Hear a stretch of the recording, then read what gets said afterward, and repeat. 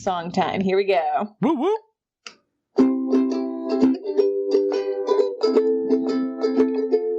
We're in a battle. We're up in the air. We tried to take a shortcut, but nobody else would dare. I really hope we don't die and make it to the flats. If the world walkers eat it, they'll be the end of that. World walkers. World walkers. That's our song, guys. Thank you. Woke up in a lucid dream. Now we're hunting for the shards. We might be an oddball team, but at least we've got no bards. World walkers. Hey everyone, I'm Pedro, the GM and creator of World Walkers. In our last episode, the group, traveling by airship, found themselves under attack by winged Stormbringers. After successfully keeping the Falcon afloat, the group met with the captain and his crew and devised a plan to survive the next wave of creatures. We join them now as they solidify their strategy. Last we left off, you guys had come up with a battle plan to try to, I believe, if I remember correctly, to try to draw everything out and battle it at a place of your choosing. Is that correct, or did I make that up? I believe that was the plan. Okay. Yes, that sounds right. Cool. All right, so is there anything that anyone needs to take care of before that plan is initiated? The storm is still raging. The airship's trying to hold its place still.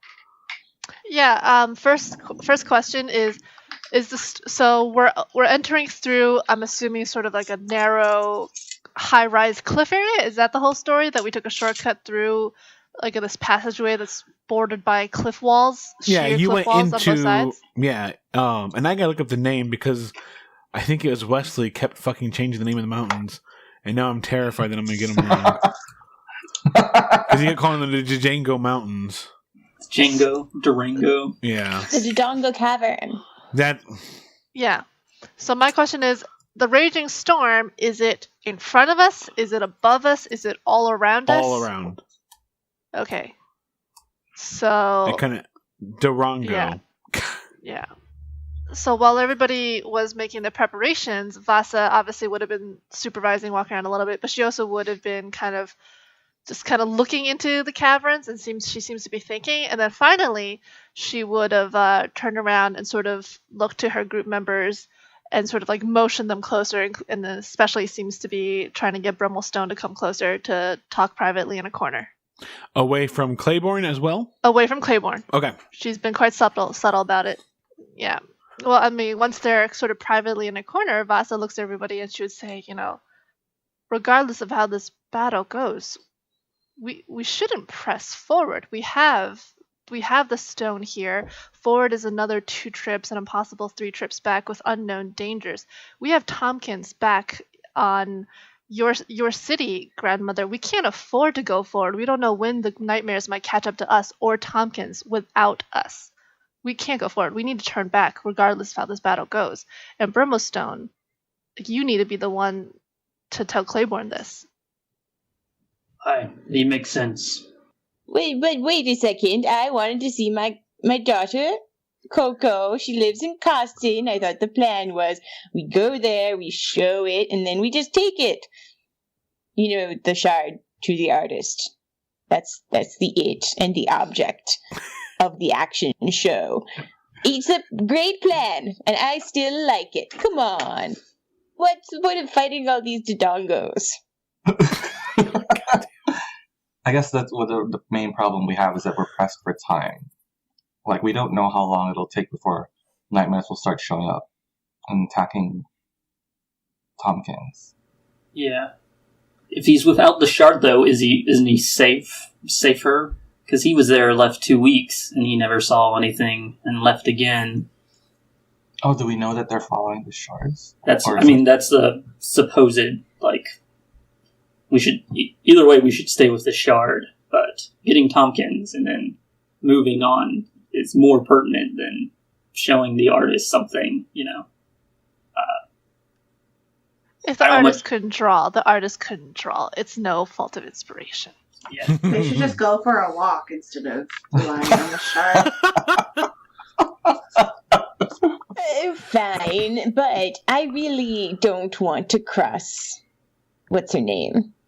The one, Bromostone's girlfriend. She's a badass. We know this. I think we should make a fake shard and substitute it out. Does anyone know, magic to trick people or something?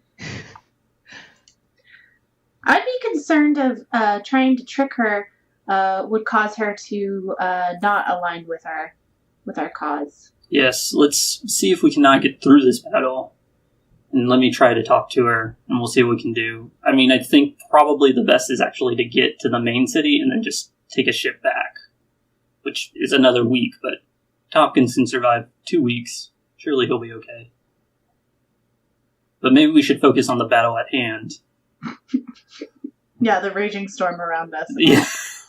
But you would also know, Brummelstone, that it wouldn't take a week to get back. It would take much longer because that's true. Most ships go around. Like, this ship is going through the mountains and turning this into a 4-day journey.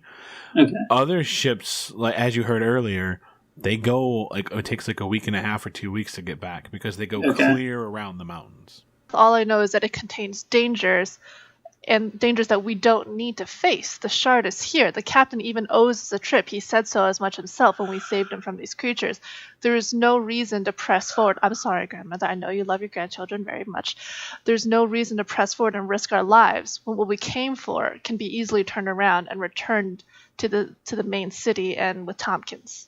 Wait, but I thought Brummelstone was saying that the caverns were really scary and we all almost died, which was true. We did all almost die. Are we sure we want to go back there again? What if Tompkins is like, actually, there's another way, and it's underneath this potted plant in Costin? It is the problem. The problem then becomes, what is the next path? Because we can't just go back to Obrivus. We found Also, Tompkins won't be there to tell us that it's under the potted plant because he's back. Why don't we just send him a telegram? We can have, Monty find him and he can take the long way around while we party with my daughter. He's capable of moving on his own. He's supposedly really, really old. I'm just saying. He's got that sweet shield. He'll be fine, right? Yeah, if we can get them... Yeah, I think you're right. I think we turn around here, we regroup with Tompkins, and then we figure out where we have to go next. Yeah. It seems foolish to go all the way there, then come back. That's, months travel. And it's putting more people at risk, too. As long as if we have 2 shards, it's probably a stronger signal to the nightmares to come.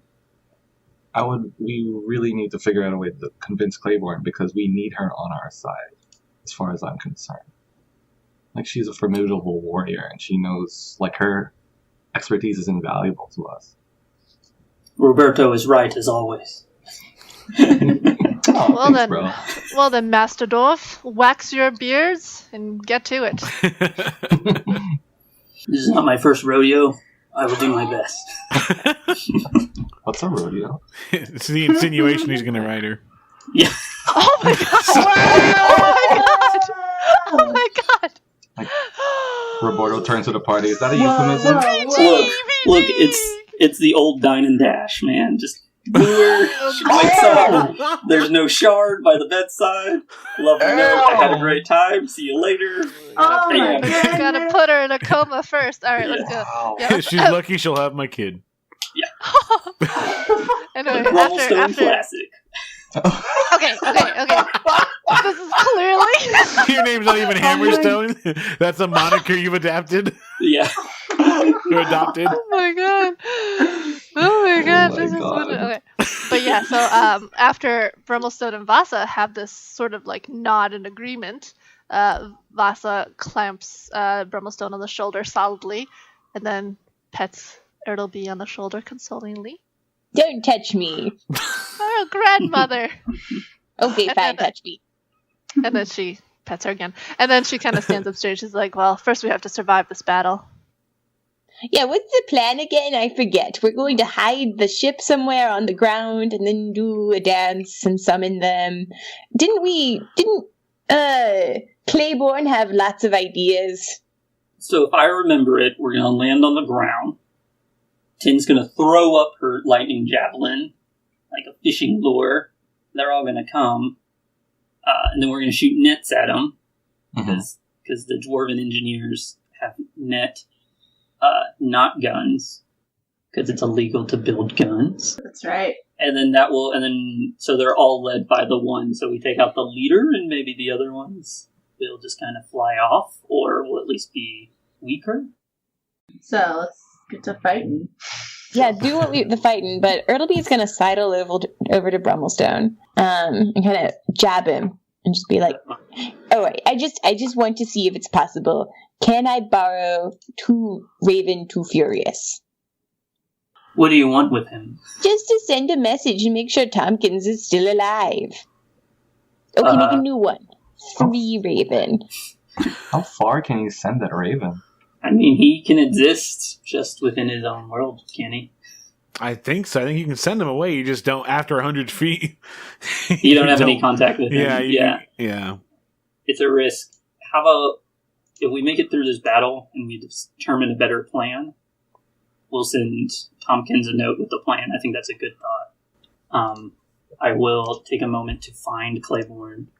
She's pretty much just taking some notes. She's sitting at a table, and then she looks up and she says, "Oh, hi.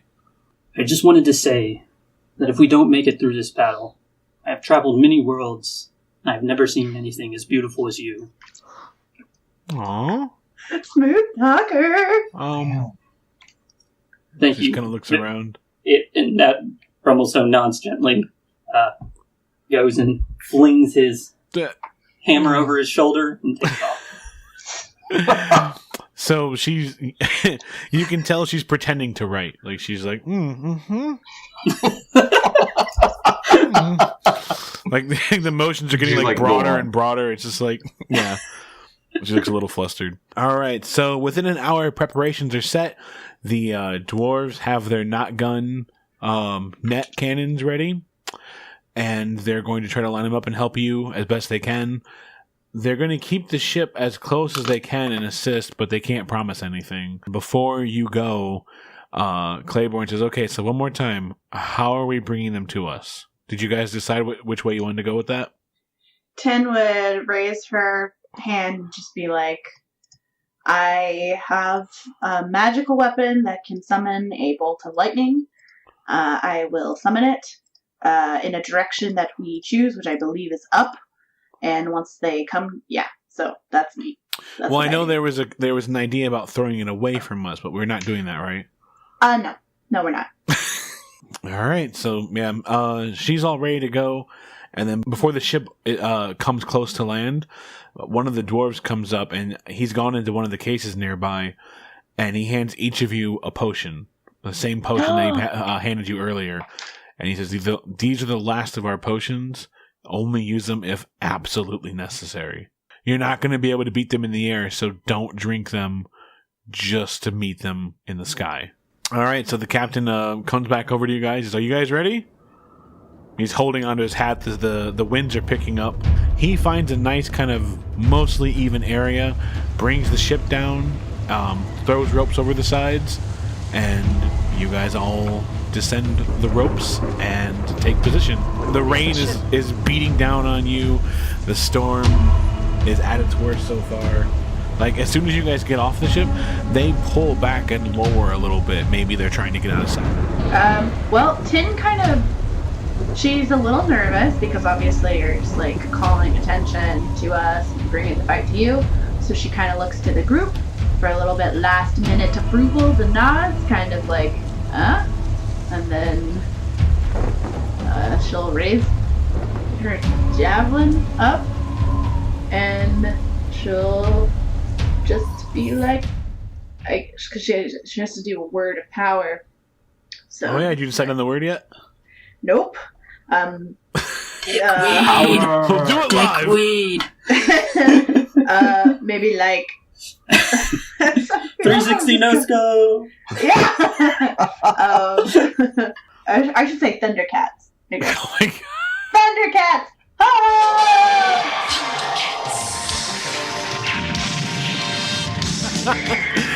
Alright, so you take your javelin, you scream out Thundercats, you launch it into the air.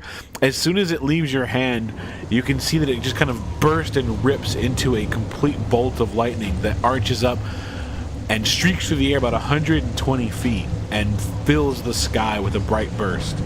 Lightning rips the area apart, and then you wait. The rain beats against your face as you wait for any kind of sign that your action was noticed. Then, the clouds begin to shift before they violently part. Creatures, most the same sort you battled before, plummet out of the sky racing towards you. Leading them are two larger creatures, their bodies made of crackling lightning. Their bodies surge with power, and the skies rumble with each flap of their wings. Their electricity jumps between the rest of the creatures, energizing them before they reach you. Over the thunder of the rain, Vasa would have very sarcastically said, "This is an excellent plan, a most excellent plan." Right?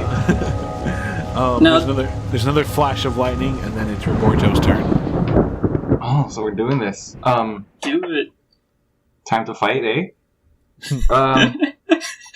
We actually It's a boot time. What's this fight all do? I pull out my longbow, take aim at the closest creature. It's a 16. Alright, so you fire off. That is a hit. Awesome. Fist pump in the air. So that's 11 piercing damage. You fire off an arrow, and it kind of clips its wing a little bit, and you see a little bit of its energy discharge from the hit. 10. Alright. Mama needs a new pair of shoes. 14. Bro, she takes out her rifle. That is a hit. Sweet. 9 piercing. You can't hear your gun, your rifle, over the sound of the lightning that's crashing everywhere, but you do connect and you disperse a little bit more energy, but it still looks like it's in pretty good shape. 10, your javelin crashes to the ground. I'll get that later. Lionel has landed. Some of the creatures are starting to fly down towards you and get closer. They're now within range. Brummelstone? I'm going to send 3 scorching rays. The same one. 16 for the first one. 13. 2 hits. 12. That one's a miss. 10 fire damage. Alright, so you send out a volley of scorching rays, and even though the rain threatens to evaporate, to extinguish them before they reach, your magic's just strong enough to pierce through the rain and slam into them, and you see more of the energy disperse. Its turn. It is going to come after, let's see. It's going after 10. Yay. I mean, aw. Bring it. It flies down, and then it brings its wings against you. What's your AC? 16. Alright, so I'm really nervous. I talk a big game. so it flies down at you, and the lightning crashes against your chest for 9 damage, and then it brings its tail up, and that does an additional 11 damage as it reaches around and electrocutes you from the back. Holy crap, these guys hurt. And then Ertleby. None of them have landed yet, right? No. Well, this one's kind of close to the ground now. Like, it's hovering right over 10. I'm going to entangle it. So Ertleby raises her hands and says, "Okay, grass types are strong against electric types." Yeah. Grasping weeds and vines sprout from the ground. You watch as it thrashes and rips itself out of your vines. No. The second one watches you do that and comes after you. Oh no. It flies down and you duck underneath the wings that come trying to crash down on you, but then as it flies past you, its tail connects with you and hits you for 13 damage backside. Can take me exactly one more of those. Yeah. Vasa? How many are total in the air? You see almost a dozen of the other creatures, and then 2 of these lightning creatures. Yeah, she's going to have to.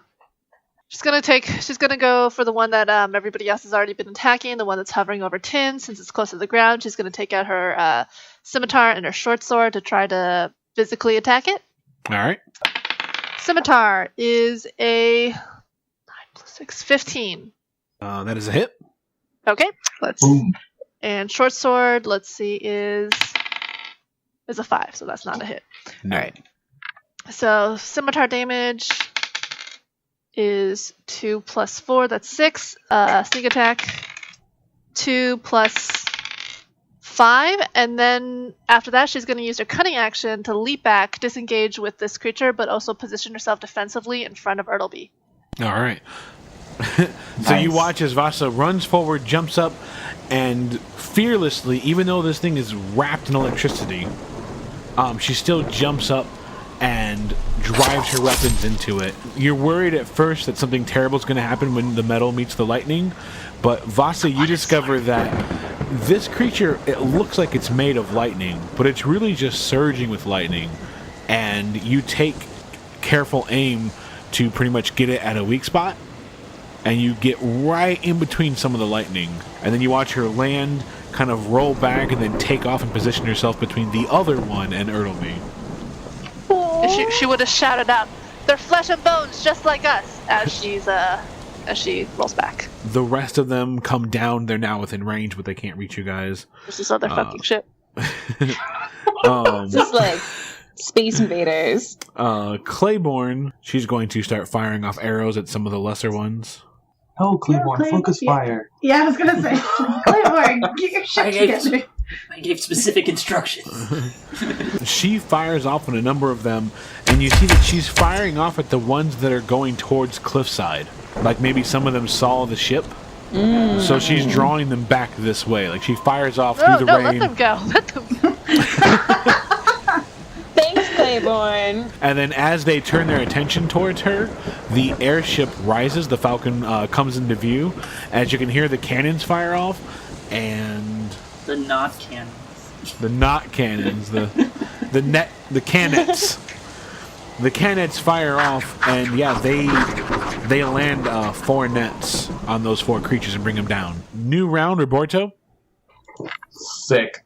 So, since it's close to us now, I'm going to draw my 2 short swords, and I'm going to focus on the one that has already taken several hits. All right. My main hand is 4. And my offhand is a 8. Oh, yeah. I swing wildly into the air. Yeah. Yeah, the rain throws you off balance and you can't find a way to connect with it. Not emotionally, but like physically. Tin? Tin is going to use action surge to try and move away from the one that is like all up in her business to get out of the business. And then she's going to use the additional action to take aim now that she's further away. Well, you can already do that. You get a move and an attack every round. What? Yeah, I'll do that then. But if you move, it gets a free attack on you. It's called an opportunity attack. Oh. Yeah, do you want to risk moving away, or do you want to stand underneath it constantly? Like, there's pros and cons to each decision. I'm going to try and, if you will, roll the dice on this one. And try and disengage. Or, yeah, so that, I'll let it take a swipe at me. You can use your action to disengage. Does that mean that it doesn't get? You can use your action to disengage, and then use your action surge to get another attack. Let's do that. You kind of fake it out, and you take off, moving back 30 feet, and then you take aim with presumably your rifle. Yeah. Yes. I just like to imagine that Tin is like faking it out, like, oh, where's we going? Left? Just kidding, I'm out of here. Okay. Did you just juke the monster? Like, Yeah. Totally. spin around. Sir. Okay, so she, so she'll take aim with the rifle again. So that's 21. 21's a hit. 7 piercing damage. Yeah, you disengage, you get free, you dash back, you spin around, take aim, and connect with it. Disperse a little bit more of its energy. You kind of put your head down, run through the rain, and by the end of your turn, you're now 60 feet away from it.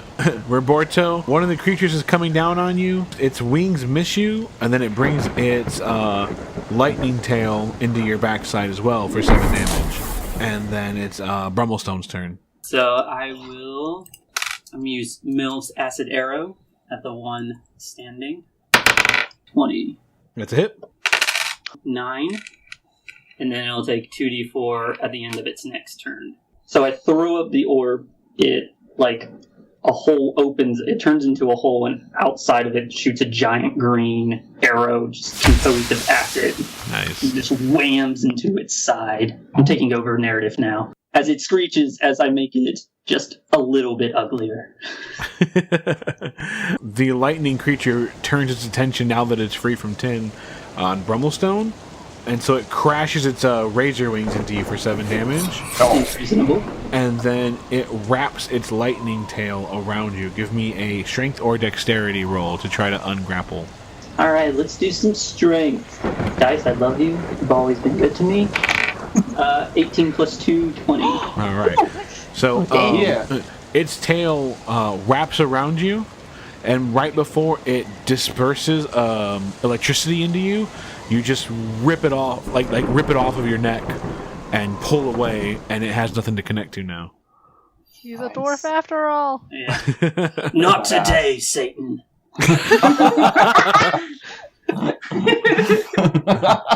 Ertleby. All right. Well, she backs up a little because Ertleby is now a sharpshooter, something she has yet to use in this game until now. So one of the things a sharpshooter can do is before making an attack with a ranged weapon, I can choose to take a -5 penalty to the attack roll, and if I hit, I add +10 to the attack's damage. Yep. So I'm going to do that, and now I'm going to roll. So that's a 20 That's -5. All right, yay! Yep. All right. So that's 13 plus 4 is 17 plus 10, that is 27. You watch Ertleby kind of pull her hat down and kind of protect herself from the rain and kind of like just get away, right? And then she turns around, and then suddenly, like, the cute visage of a little old lady trying to get out of the rain disappears for a second, and you watch as she just like lines up the perfect shot, and then when you see the what is that noise? I'm making the coolest background. Oh, sweet. Okay, keep going. So you watch as one eye closes, the other eye narrows, and she pulls the trigger, and you watch as the creature recoils in terrible horror as a large burst of its energy leaves it. Ooh. And it struggles to stay in the air. The other lightning creature is going to turn its attention towards... it's going to actually fly towards Tin. It doesn't like how far away she's gotten. But it can't attack this round, so it uses its move... Wait, no, actually, sorry. It's way faster. No, it flies over. It does... it is able to reach you. What? Wow. I forgot how fast they can fly. It brings its tail on you. What's your AC? 1,000,000. I mean, its tail with its wings. 16. Yeah, so you dodge that. Yay! Yeah. So you duck that, and then you see the tail coming for you, and you try to get around it, and you hop right over it.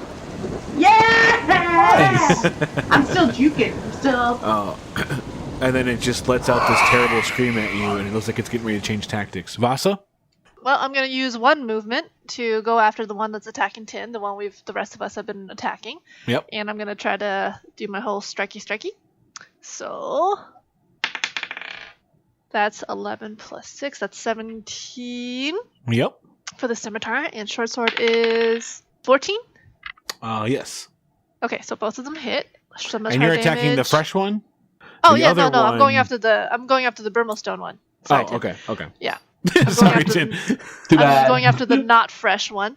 So okay. scimitar damage is 4 plus 4 plus 4, that's 8 damage for the scimitar. Short sword is 2 damage. Sneak attack, 6 plus 2. And then final action is disengage, go back to standing between... actually, Grandma's out of danger. I'm just going to disengage and back off to a safe distance. Okay. Yep. So you watch again as Vasa takes off, runs through the rain, lands a couple incredible blows, and then disengages before it has a chance to actually bring its strength to bear on her. Next creature is going to come down and attack Brummelstone. This creature does land 5 damage on Brummelstone with the lightning tail. This one doesn't seem to have nearly the kind of finesse the other one does. It just comes and stabs at you. It almost comes like tail first. Brummelstone takes the hit and he goes, now we have a fight. The next one comes after Brummelstone as well. And it looks like when it comes in, it takes the other side, like, and flanks them, and it looks like they're starting to work together. And it sneaks its tail across your chest for 6 damage. No, bro. Brummelstone spits out the blood and he's like, now we have a fair fight.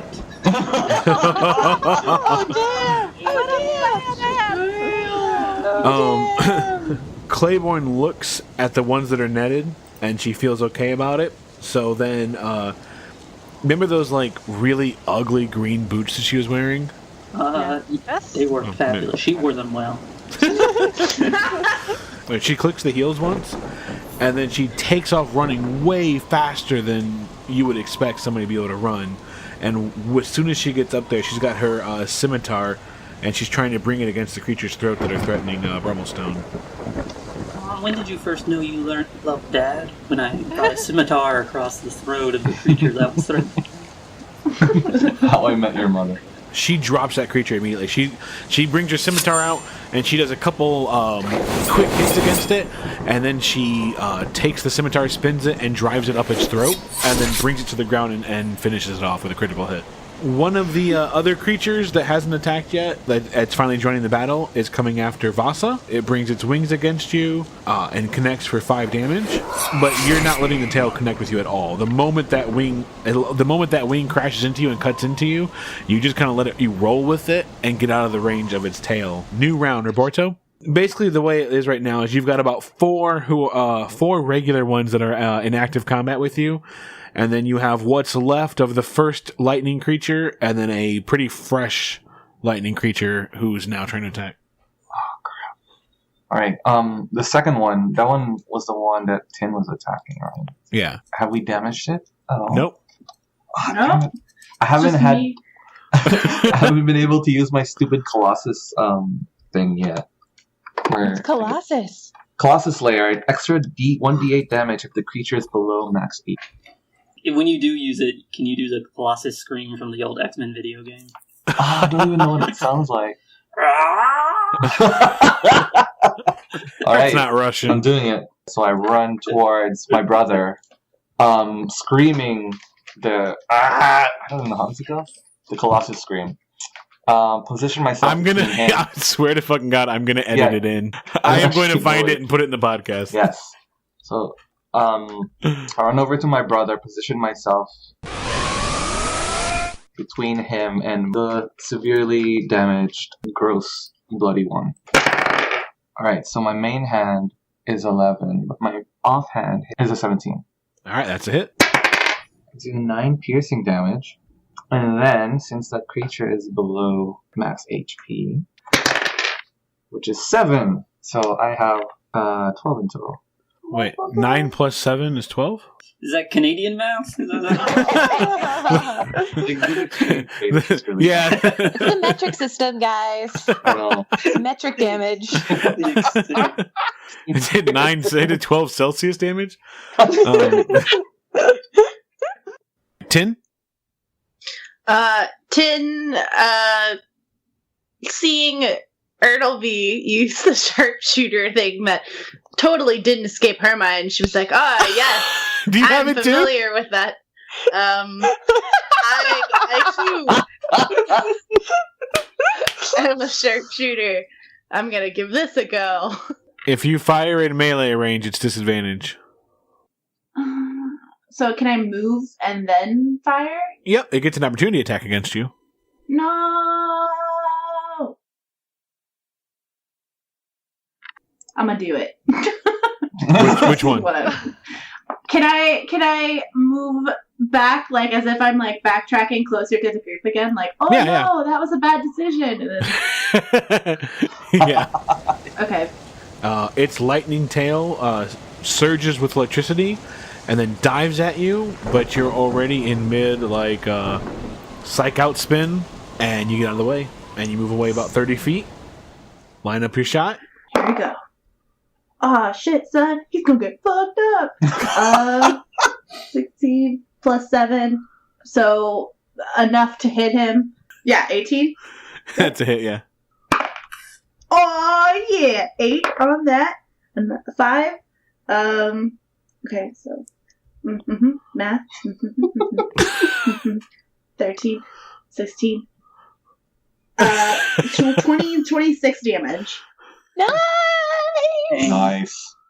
And then Tin was just like, so glad I totally didn't forget all this time that I could do that. Tin forgot to aim harder. Yeah. Alright. The creature that's on Roborto is going to keep attacking. Its razor wings can't get through your armor, and then the lightning tail, before the lightning surges in the tail, you have already pushed that tail off. That's right. So, no damage. Brummelstone? So the big one looks really weak. So when it took that last bit of damage, most of its electricity kind of fell off. And so now you just see little surges racing through it, but it looks almost no different than the rest of them. I think it's time to say nighty-night. I'm going to cast my magic missile. 11. Yeah, the magic missiles rip out of your orb, slam into him, and he almost hits the ground and then throws one last thrust of his wings and barely holds himself up. There's nothing but hatred in his eyes. I look over to Clayborne and say, "She's yours for the taking." This guy. Always the gentleman. I need you to make a strength or dexterity check. All right, let's do strength. 7. Before you can finish that sentence, the tail wraps around your neck, and then it takes off into the air with you. Oh no! And it's got you 60 feet in the air. Ertleby. Alright, we're in the middle of the battle, so I won't try anything. I'm just going to shoot something. The one that's not hovering in the air with my friend, I'm going to shoot the one that's harassing Tin. Alright. But I'm going to do my sharpshooter move again. Let's see. Alright, so I got an 11. Nope. No! Oh. And you don't connect. Anything else you're doing? Despairing. Yeah, so what happened was Ertleby had pulled down her hat to look really cool when she inflicted all that damage. And then it fell a little too far down on her face, and it covered her eyes, and then she tripped and fell as she tried to shoot this other one. It's like, oh no. Alright, the next one is going to race towards Tin, the lightning one that's been harassing you so far. Yeah. It crashes its razor wings into you for 9 damage. Okay. And you sound so mad at me. I'm honestly right. surprised Tin isn't dead yet. So, I know, I'm right? not mad at you. It's fine. You sound like my wife when I've done something terribly wrong. I have no idea I was what wondering it is. why I felt guilty. I don't know, Pedro. Why do you feel guilty? Yeah. It follows up with its tail, but to no avail. Vasa? Alright, so there's one creature flying off carrying Brimstone. Yeah, like it looks like it's using the last of its strength to try and take Brummelstone somewhere. Yeah. So Vasa's gonna whip out her bow and take aim at the thing that's carrying Brimstone away. Alright. Alright, let's go arrows. Oh, natural 20! Alright, so Shit. yeah. I'm just And going then- to tell you it has 1 hit point, so. Oh well, she D20'd the motherfucker. Alright, so yeah, that shot goes right through the jaw of the creature into its brain, killing it instantly. Brummelstone, So you take 60 feet worth of fall damage. He has a potion. Yeah, on his turn he can drink it. I feel like 60 feet is a really long distance where you can find your potion and drink it. Like, you just can't, if you have time to contemplate your life, you have time to pull out a potion and drink it. Like, I didn't know that if he wouldn't be allowed to drink the potion, otherwise it would not have shot that creature. That is fair. The whole way down, Brummelstone's going, "Thanks, Bassa!" Okay, what's your hit point maximum, Brummelstone? 26. And how many hit points you at right now? 22. Okay, cool. You don't instantly die. Oh my god. That's check. Christ. You take 21 damage. Oh my god! And I thought you were at lower hit points. So, like, if you take too much damage over, it'll kill you. Automatic kill. There's no saving throws. But you're cool. You actually survived 1 hit point, so that's nice. Yeah. I'm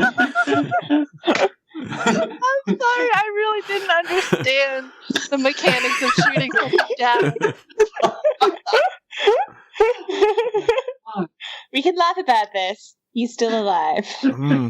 So, as soon as you crash on the ground, you crash right back near the creature that was attacking you.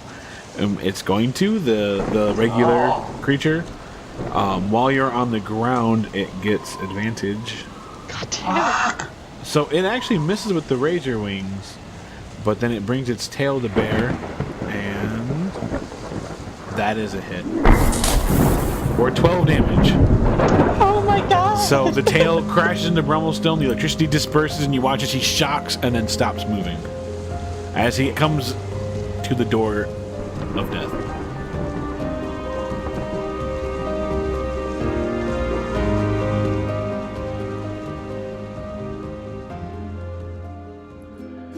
Thanks for listening to episode 23, Lightning Rod Part 2. If you want to keep up to date on news and new episodes, follow us on Twitter at WorldWalkersPod or Facebook at facebook.com/WorldWalkersPod. Thank you to our Patreon supporters as well, who make this entire thing possible. Supporters gain access to early and exclusive episodes, live draw sessions with the World Walker crew, and more. If you're interested, head on over to patreon.com/WorldWalkers and check it out. I wanted to thank Kevin MacLeod over at Incompetech.com for the music in this episode, along with Syrinscape, who provided the sound effects you heard. You can find them at Syrinscape.com. Does Ertleby know anything about these, given that she's from this planet, has +4 nature, and she's proficient in nature? Would he know anything about what they do? Let me think. Go ahead and give me a nature check. Making sure it's D20. 7. No, you're not aware of them. Could potentially Tin be aware of them? You can always make a check, yeah. Okay. For nature? Yep, it'd be nature or just your ability score modifier if you don't have nature.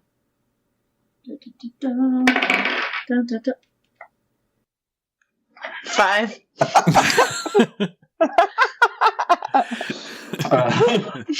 No, nothing at all for you either. Never heard of them. You're like very knowledgeable about them, but you just repeat exactly what Clayborne tells you.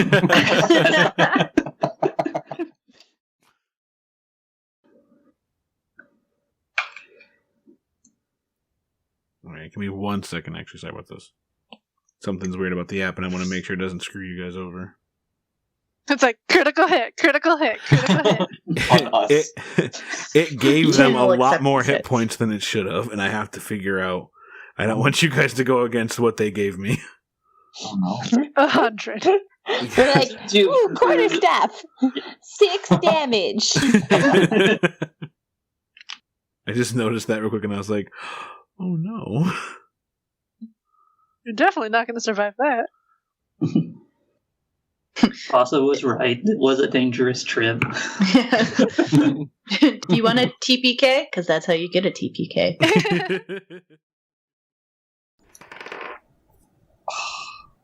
My main hand is 4. And my offhand is a 8. No, yeah. I swing wildly into the air. Yeah. Yeah, the rain throws you off balance and you can't find a way to connect with it. Not emotionally, but like physically. 10. I'm hurt. Did you like both Steel physically. Magnolias?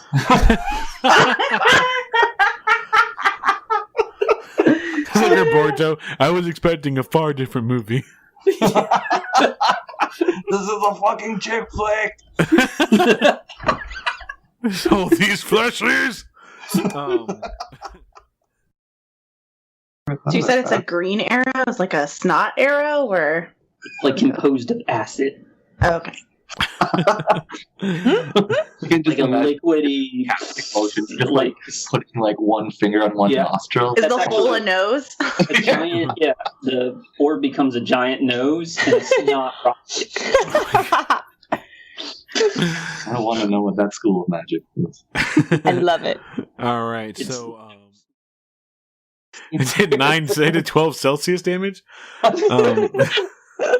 don't even know if you guys use Celsius up there. I just They do. Do they really? I went on a race there. I ran from Detroit to Windsor, and why were you in trouble? there's like there's a running race, but like the way you know you're in Canada is first of all, center starts getting spelled CENTRE, and secondly, all the signs have Celsius on them. This has been Canadian Facts by a girl who's been there like 3 times. Diddly-doo. I like that all the signs, like it's McDonald's, and it's just like That's what I was thinking too. Like, Here's the temperature.